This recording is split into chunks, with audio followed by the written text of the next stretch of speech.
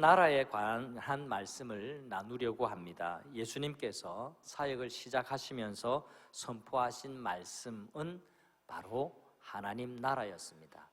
마가복음, 마태복음, 누가복음에 다 이렇게 기록이 되어 있습니다. 여러분 성경 구절을 보실까요? 때가 찼고 하나님의 나라가 가까웠으니 하나님의 나라라는 말씀이 나왔습니다. 회개하고 복음을 믿으라, 마가복음에 이렇게 이야기하고요. 회개하라, 천국이 가까웠느니라, 예수님이 이렇게 선포하셨습니다. 천국은 우리 한자인데요, 하늘나라가 가까웠다. 유대인들은 하나님이란 이름을 언급하기가 두려워서 하늘에 있는 나라라고 그렇게 표현한 겁니다. 그리고 누가복음에는 하나님의 나라를 전파하셨다 그렇게 말씀합니다. 그리고 앓는 자를 고치게 하려고 내보내셨다 그렇게 말씀하고 있습니다.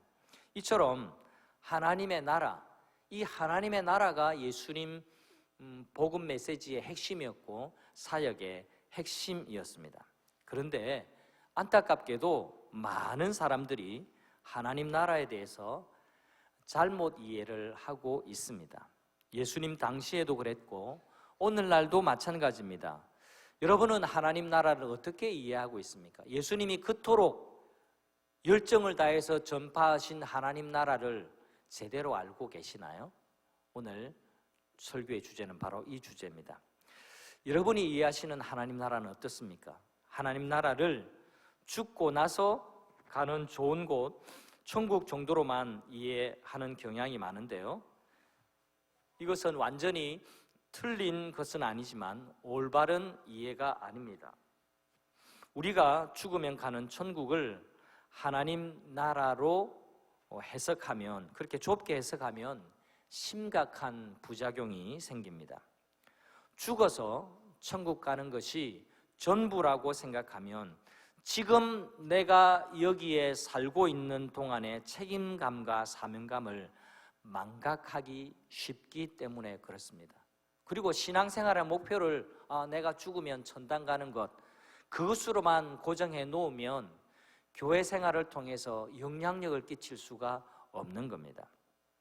여러분, 만약에 그렇게 하나님 나라를 내가 죽어서 가는 천당 정도로만 생각한다면 급기야 세상 사람들에게 이런 소리를 듣게 됩니다. 너나 좀 잘하세요. 너나 잘하세요. 이런 소리를 듣는데요, 이 이야기는 유명한 한국 영화에 나오는 대사 한마디입니다. 근데 이 대사가 얼마나 유명해졌는지 5천만 국민이 다 알 정도입니다.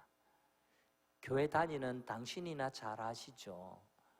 교회 당신들이나 잘 아시죠? 좀 하고 대한민국의 교회는 신뢰도가 참 많이 추락을 하고 말았습니다. 왜 그럴까요? 하나님 나라를 잘못 이해하고 있기 때문에 그래요. 그냥 신앙생활을 내가 죽으면 천당 가기 위해서 하니까 내가 지금 살고 있는 이 땅에서 하나님 나라의 삶을 못 보여주거든요. 죽은 뒤에 내가 가는 곳, 그곳이 하나님 나라의 전부가 아닙니다. 하나님 나라는 훨씬 더 큰 개념이에요. 예수님이 전하신 하나님 나라의 복음은 너희가 죽으면 앞으로 좋은 곳으로 갈 수 있다라는 그런 복음이 아닙니다. 죽은 뒤에 갈 내세가 아니라 바로 여기, 이곳, 이 시간에 임한 하나님의 통치를 의미합니다.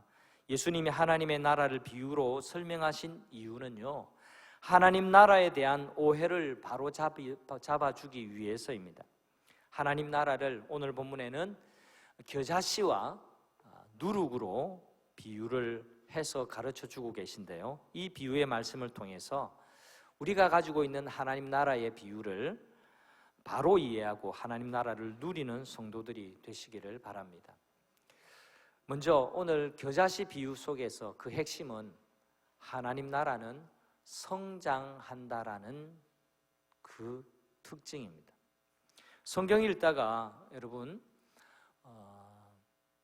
그러므로라는 말이 나오면 무조건 다시 앞으로 가서 한 번 더 봐야 합니다. 오늘 본문 다시 보실까요? 18절 말씀 봅시다. 그러므로 예수께서 이르시되 하나님의 나라가 무엇과 같을까? 내가 무엇으로 비교할까? 하나님의 나라를 어떻게 내가 비유해서 설명할까? 말씀하시면서 하실 때 그때의 접속사가 그러므로입니다. 그러므로라는 말은 바로 앞의 이야기, 앞의 사건과 연결한다라는 겁니다. 예수님께서 두 가지 비유 이야기를 뜬금없이 백지 상태에서 그것만 기록해서 전달하신 게 아니라 이야기의 흐름 속에서 이 사람들에게 내가 하나님 나라를 이렇게 가르치면 좋겠다라고 생각하셔서 끄집어내신 비유라는 겁니다. 그러니까 전후 문맥을 연결해서 이해를 하셔야만 합니다. 앞에 무슨 일이 있었는지 여러분 한 주간 큐티를 하시면서 보셨습니까? 여러분 성경을 보시면 예수님이 안식일에 회당에서 하나님의 말씀을 가르치실 때였습니다. 그때 보니까 18년 동안 귀신 들려서 앓으며 꼬부라져 몸을 조금도 펴지 못하는 한 여자를 보셨어요. 여기가 회당이라고 한번 상상을 해보십시다. 예수님께서 말씀을 이렇게 앞에 서서 가르치셨습니다. 말씀의 뜻을. 근데 저 뒤편 한 곳에 말씀드린 대로 몸이 구부러져 거동이 힘든 그리고 귀신 들려 앓는 한 여인을 주님께서 보셨다라는 겁니다. 그리고 다가가셨습니다. 그리고 가까이 하셔서 만져주시고 안수하여 고쳐주셨습니다. 얼마나 감사한 일입니까? 그런데 말입니다, 이 회당을 책임지고 있던 회당장 그리고 사람들이 막 예수님께 불평을 해야 됩니다. 지금 벌어지고 있는 이 일에 대해서 못마땅해 합니다. 뭐라고 하냐니까, 아니 말이야, 다른 날도 많은데 아니 왜 하필 안식일에 이런 일을 하고 난리야. 안식일은 쉬는 날이고 거룩한 날인데 무슨 저런 앓는 사람을 이 회당에서 고치고 있어. 이런 태도로 예수님께 따졌습니다. 그러자 예수님은 이렇게 대답을 해주시죠.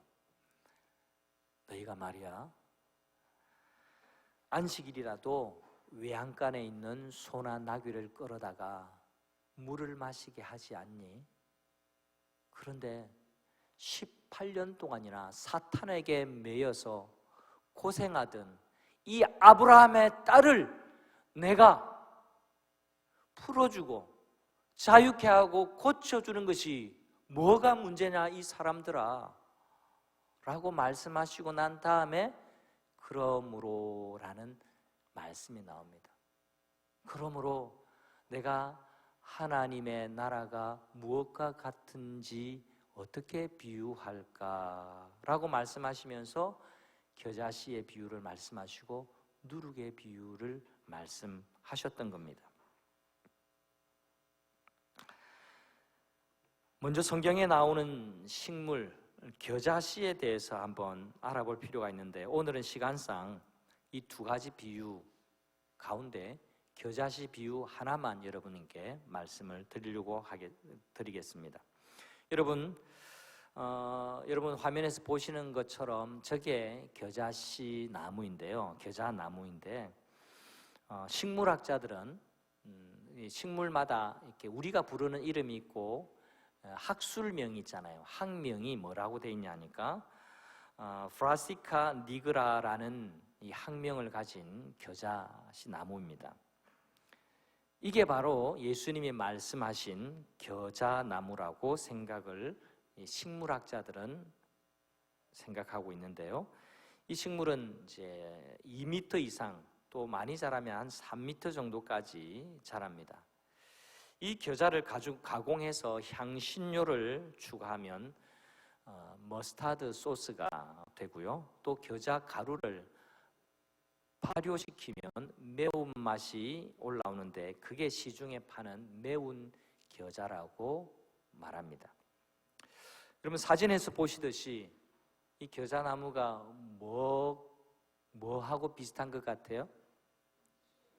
예, 유채꽃하고 좀 비슷해 보이죠. 유채꽃하고 비슷한데 좀 더 큽니다.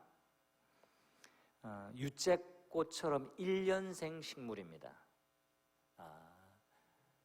나무와 1년생 식물은 다르거든요. 1년생 식물을 채하고 나무하고 이렇게 다르게 구분을 하더라고요. 우리나라 정서로는 방금 보신 그게 그 겨자를 나무라고 할 수는 없습니다. 왜냐하니까 우리는 금수강산 크고 튼튼한 나무들이 많으니까요. 우리 교회만 보더라도 교회 앞에 이렇게 한아름 되는 은행나무, 수령이 약 50년 정도 됐다고 하던데요. 이런 크고 튼튼한 나무들이 곳곳에 많습니다. 그런데 나무를 많이 보지 못하는 유대인들의 관점에서 겨자는 나무가 될 수 있습니다. 그들은 땅에서 줄기가 올라와서 가지가 생기고 그 가지에 잎이 붙어 있으면 그걸 나무라고 봤습니다. 그 외에 가지에 붙어 있는 잎도 없이 그냥 땅에서부터 올라와서 하늘하늘 이렇게 흔들거리면 그건 풀이라고 분류를 했습니다. 이런 분류에 의하면 가지가 있고 가지가 올라와서 잎이 이렇게 달리니까 유대인들의 관점에서는 이 겨자를 나무라고 본 겁니다. 겨자나무는 들판에서 자라면서 피는 꽃이지만 유대인들 시각에 나무였습니다. 오늘 주목하고 싶은 부분은 19절 말씀인데 우리 다 같이 한번 읽어보겠습니다. 마치 사람이 자기 채소밭에 갖다 심은 겨자씨 한 알 같으니 자라 나무가 되어 공중의 새들이 그 가지에 깃들이느니라. 19절 앞에 다시 기억하셔야 됩니다. 하나님의 나라를 내가 무엇에 비유할꼬 말씀하시고 난 다음에 하나님의 나라는 마치 사람이 자기 채소밭에 심은 겨자씨 한 알과 같다 그렇게 말씀합니다. 유대인들은요 좋은 밭에 자기 채전에 더 요긴하고 더 소중한 나무를 심습니다. 포도나무나 올리브 나무 같은 이런 나무를 심는 게 그게 보통의 농부들의 삶이었습니다. 왜냐하니까 올리브 나무, 포도나무는 쓸모가 많거든요. 포도나무는 포도를 수확해서 포도주를 만듭니다. 올리브 나무는 올리브 열매를 이렇게 거두어서 거기서 올리브 유도 만들어내고 올리브 이렇게 반찬도 해먹고 그렇게 하는 거죠. 그런데 이 들에 흔히 피는 이 겨자나무를 내 소중한 좋은 밭에 갖다 심는 것은 굉장히 이례적입니다. 그런데 말입니다. 하나님 나라, 이 하나님 나라의 농부이신 우리 하나님은 그렇게 지금 하고 계신다라고 이 비유를 통해서 알려주고 있는 겁니다. 여러분, 볼품도 없고 별로 도움이 안 되는 풀 같은 나무를 밭에다가 심었다라고 말하는 것은 뭐를 의미할까요? 하나님 나라가 그렇다라는 겁니다. 엄청난 은혜를 의미합니다. 들에 나가면 흔해 빠진 것이 겨자나무인데 이것을 좋은 밭에 심었다라는 것은 이 겨자 씨 한 알이 선택을 받았다라는 것을 의미합니다. 여러분, 세상에는요 포도나무나 올리브 나무처럼 멋지고 능력 있고 재력이 빵빵하고 권세 있는 사람도 많습니다. 교회에 그런 사람들만 모아놓으면 그런데 그 교회는 하나님 나라가 아니게 되는 겁니다. 보기 좋은 종교단체 혹은 특별한 단체는 될지언정 그게 교회는 될 수 없습니다. 지금 우리가 교회로 모였잖아요. 우리 앞뒤 좌우를 한번 슬쩍 보십시오. 여러분 상상을 해보십시오. 내 옆에 앞뒤에 앉은 사람이 정말 재력가, 명망가, 많이 배운 사람, 박사학위 소지자, 그다음에 뭐 재산 200억 이상 자산가,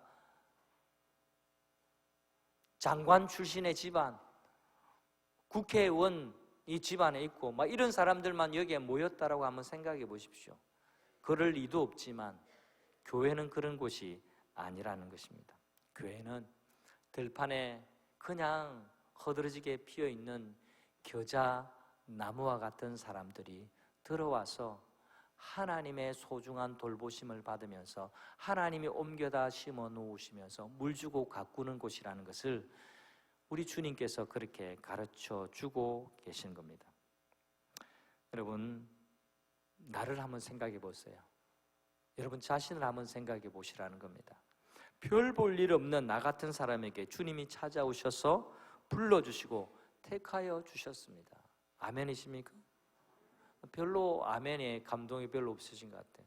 나 정도 되면 주님이 부르시는 게 이득이었다고 생각하십니까? 그렇지는 않으시죠.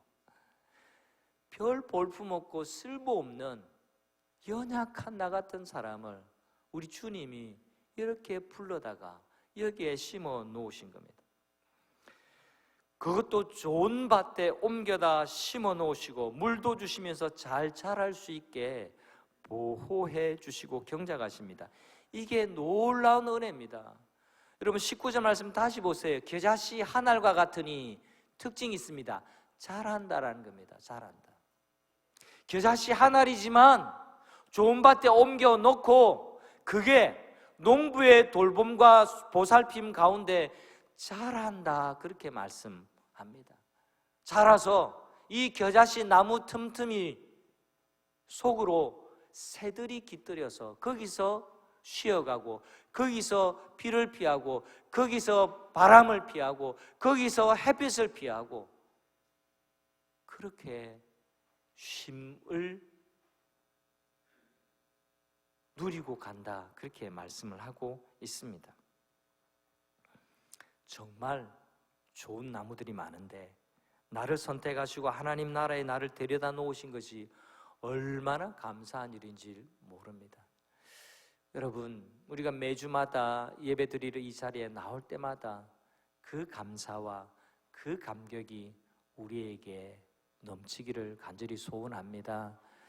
내가 나 정도 되면 구원받을 자격이 있지, 나 정도 되니까 우리 교회에 나와주는 거지, 이렇게 생각하는 사람은 하나님 나라가 뭔지 정말 모르는 분입니다. 하나님이 볼품없고 보잘것없는 겨자씨 한 알, 겨자씨 한 알이 뭡니까? 세상에서 가장 작은 씨앗입니다. 이런 나를 부르셔서 소중히 하게 여겨주시고 물 주고 돌보고 보살펴 자라게 하시는 그곳이 하나님의 나라입니다. 여러분, 우리는 결코 나 자신의 능력이나 자격으로 들어올 수 없는 존재들이었다는 것을 기억하십시오. 바로 그런 겨자씨 한 알이 바로 나 자신이었다는 것을 기억하는 여러분 되시기를 바랍니다. 고린도전서 1장 26절 29절 말씀은 참으로 은혜로운 말씀입니다. 제가 다른 번역 성경으로 읽어드리겠습니다. 여러분, 친구 여러분, 여러분이 그리스도인의 삶으로 부름받았을 때 여러분의 모습이 어떠했는지 잘 떠올려 보십시오. 나는 여러분 가운데서 가장 영리하고 뛰어난 사람, 상당한 영향력을 가진 사람, 상류층 집안 출신을 그다지 많이 보지 못했습니다. 하나님께서 잘났다고 하는 사람들을 그럴듯한 허세를 폭로하시려고 홀대받고 착취당하며 학대받는 사람들, 곧 아무것도 아닌 사람들을 일부러 택하신 것이 분명하지 않습니까? 그렇다면 여러분 가운데 누구도 하나님 앞에서 스스로 자랑할 수 없다라는 것은 분명한 사실입니다. 하나님이 약하고 가진 것이 없고 배우지 못한 사람들 택하여서 강하고 능력 있고 힘 있는 사람들을 부끄럽게 하신다라는 말씀입니다. 당시 고린도 교회는요, 세상적인 기준으로 잘 나가는 사람들이 별로 없었습니다. 고린도 교회뿐만 아닙니다. 초대 교회가 그랬습니다. 어떤 사람들이 모였습니까? 미련한 사람, 약한 사람, 천하고 멸시받고 가진 것이 없는 사람들이 모여 있었습니다. 교회라는 곳은 정말 독특했습니다. 노예도 그 가운데 있었습니다. 그리고 그 당대에 인정받지 못하고 차별받았던 여성들도 와 있었습니다. 그 교회라는 곳 안에 과부들과 고아들이 넘쳐났습니다. 어디에서도 돌보지 않던 사람들이 교회 안에서 하나님 나라 속에서 소중하고 귀중한 존재로 돌봄을 받았습니다.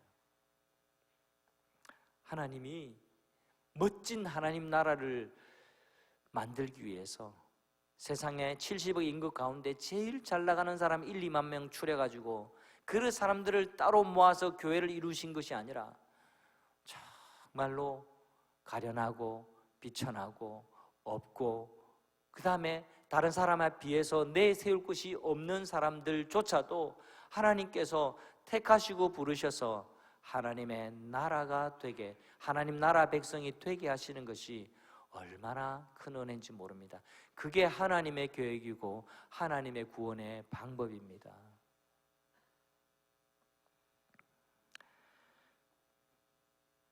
여러분, 다시 이 비유의 말씀을 하신 이야기의 실마리로 되돌아가 보십시다. 회당장에게는요, 율법을 준수하고 늘 해오던 방식으로 회당의 규칙을 잘 지키는 것이 중요했습니다. 그 외에 귀신 들려 앓으며 몸이 구부러져서 제대로 거동하지 못하는 소외받은 가련한 18년 동안 한 번도 제대로 건강하게 생활해보지 못한 가련한 여인이 그 회당장의 눈에는 들어오지 않았습니다. 그러나 예수님에게는 달랐습니다. 예수님은 회당에서 말씀을 가르치셨지만 이렇게 이론적으로 가르치시는 그 내용보다 사탄에게 매여서 앓으며 고생하는 아브라함의 딸, 그 여인이 눈에 들어왔습니다. 그리고 다가가셨습니다. 안수해 주시고 고쳐주셨습니다. 마치 이 여인은 흔하고 흔한 들판에 피는 겨자씨 한 알과도 같았습니다. 그런데 예수님의 눈에는 그게 다르게 보였습니다. 여러분, 말씀을 보시고 또 잘 생각해 보세요. 예수님이 우리를 그와 같이 대해 주십니다. 겨자씨 하나 같은 우리가 농부의 좋은 밭에 심겨진 것이 너무나 큰 은혜인 줄 믿으시기를 바랍니다. 이야기에서 또 놀라운 점은요, 그 보잘것없는 한 알의 겨자씨가 성장한다라는 것이 이 비유의 핵심입니다. 자라고 성장한다라는 것이 하나님 나라의 특징이에요. 19절 다시 읽어드리겠습니다. 마치 사람이 자기 채소밭에 갖다 심은 겨자씨 한 알 같으니 자라 나무가 되어 공중의 새가 깃들이게 된다. 여러분, 여기에서 중요한 한 단어 있습니다. 자라. 한번 따라해 주십시오. 자란다. 여러분, 하나님 나라는 자라는 것의 특징입니다. 우리가 아무것도 아닌 사람들이었는데 하나님이 택하여 주셨어요. 구원해 주셨습니다. 근데 이것이 끝이 아닙니다. 자랍니다. 성장합니다. 그래서 새들이 깃들일 만큼 넉넉함이 생기게 되는 거예요. 이것이 바로 하나님 나라의 비밀입니다. 하나님 나라는 성장하는 특징을 가지고 있습니다. 성도 여러분, 예수님을 믿고도 아직 초신자 수준의 신앙생활을 하고 있으면 안 됩니다. 내가 교회에 출석한다라는 것으로만 만족해서는 안 됩니다. 모든 생명에는요, 성장 프로그램이 이식되어 있습니다. 성장이 없는 생명체는 이 세상에 없습니다. 다 자라나게 돼요. 다 자란다는 겁니다. 그런 면에서 여러분에게 도전하고 싶습니다. 오늘 말씀을 통해서 예전에 해오던 방식으로 신앙생활하는 것 고집하지 말고 겸손하게 배우려고 하시기를 바랍니다. 그냥 일주일에 한 번 목사 설교 듣고 가는 것으로 신앙생활의 전부를 삼고 계시는 분은요, 오늘 오후에 꼭 참석하십시오. 여러분 스스로 말씀을 묵상하고 말씀을 통해서 은혜 받는 것이 무엇인지를 배우셔야만 합니다. 신앙생활은 진지하게 하셔야 돼요. 경건하게 해야 됩니다. 동시에 우리 신앙생활을 진지하고 경건하게 하면 우리 생활이 즐거울 수밖에 없는 거예요. 뭐든지 열정을 다해서 하면 기쁨이 샘솟습니다. 신앙생활도 마찬가지예요.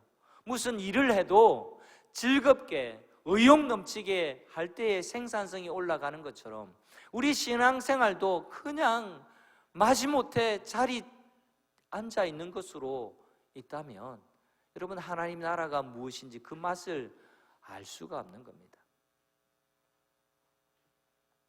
감사하게도 오늘이 무슨 날인지 아십니까? 동부산 교회의 51번째 생일입니다. 오늘 생일이라서 오늘 점심 준비해놨습니다. 오늘 국은 미역국은 아닙니까? 여러분 의미 있게 좀 받아들이시면 좋을 것 같아요. 우리 50주년을 기념했기 때문에 또 51주년을 또다시 거창하게 그렇게 기념할 마음은 없습니다. 하지만 오늘이 51주년 생일 당일이라는 점은 동부산교회 성도님들이라면 마음에 담으셔야 됩니다. 중경 가수 노사연 씨의 바램이라는 노랫말 중에 이런 내용이 있습니다. 아마 바램 노래를 많은 분들이 아실 텐데요. 거기 보면 늙어가는 것이 아니라 익어가는 것이다, 이런 멋지고 좋은 표현이 나옵니다. 제가 생각해 봤습니다. 51년이 되어도 또 100년이 되어도 그대로 늙어가는 교회가 있는 반면에 익어가는 교회 또한 있습니다. 50인이 1년이 되어서 나이가 이제 50이 넘어서 늙어가는 사람이 있는 반면에 나이가 60이 되고 70이 되어도 그 내면이 익어가는 사람이 따로 있습니다. 여러분은, 우리 동부산 교회 공동체는 어떨까요? 우리 동부산 교회가 늙어가는 교회가 아니라 익어가는 교회가 되기를 간절히 소원합니다. 여러분 한 분 한 분도 마찬가지입니다. 그냥 이 육신 늙어가는 그런 성도가 아니라 정말 내면이 풍성해지고 정말 성장하여서 성숙해져가며 정말 하나님 앞에서 참된 신앙인으로 익어가는 그런 성도님들 한 분 한 분이 다 되시기를 소원합니다. 오늘 겨자씨 비유 말씀이 우리에게 어떤 의미가 있을까요? 결론적으로 그 의미를 말씀드리고 싶습니다. 감사하고 소망을 가지시기를 바랍니다. 하나님 나라가 어떻게 시작되어졌는지 여러분 잘 생각해 보십시오. 하나님의 나라는 예수님으로부터 시작이 되어졌습니다. 예수님이 거창한 모습으로 이 땅에 아기의 모습으로 오시지 않았습니다. 예수님이 왕궁의 화려한 곳에서 태어나서 따로 좋은 교육을 받고 그리고 성장하지 않으셨습니다. 말구유에 태어나셨고요, 가난한 목수의 집안에서 자라셨습니다. 예수님도 육신의 나이 30이 되시기까지 그 목수의 일을 하셨기 때문에 손에 굳은 살도 박히고 그리고 육체 노동으로 말미암아 많은 고생을 하셨습니다. 12제자를 떠올려 보십시오.